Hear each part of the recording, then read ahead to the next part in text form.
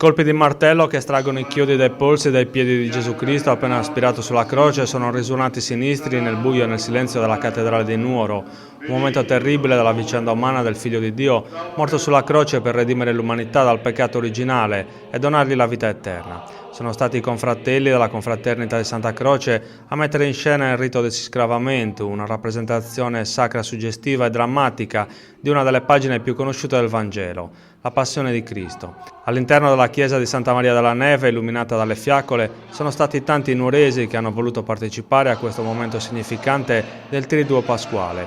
Il Venerdì Santo è il giorno della morte di Cristo in cui tutto sembra perduto. I confratelli hanno interpretato i ruoli di Giuseppe d'Arimattea, Nicodemo, i discepoli Giovanni e Giacomo, gli uomini giusti che hanno deposto il corpo di Cristo dal patibolo in cui aveva trovato la terribile morte arrivata dopo indicibili sofferenze. La rappresentazione segue un copione collaudato che si ripete con straordinaria puntualità in tutte le chiese del Nuorese. La confraternita in processione si è avvicinata al Golgota dove è posizionata la croce.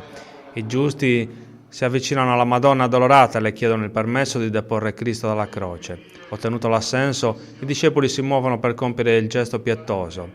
L'atmosfera che si respira in chiesa è di tensione, sembra di assistere non ad una rappresentazione.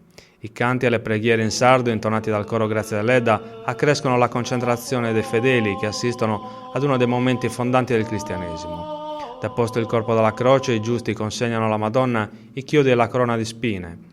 Quindi adagiano il simulacro del Cristo morto su una portantina. Dalla cattedrale in processione è stata raggiunta la chiesa di Santa Croce nel rione di Sant'Upredu, dove è stato allestito il Santo Sepolcro. Qui il simulacro di Cristo morto rimarrà fino alla Pasqua di Resurrezione.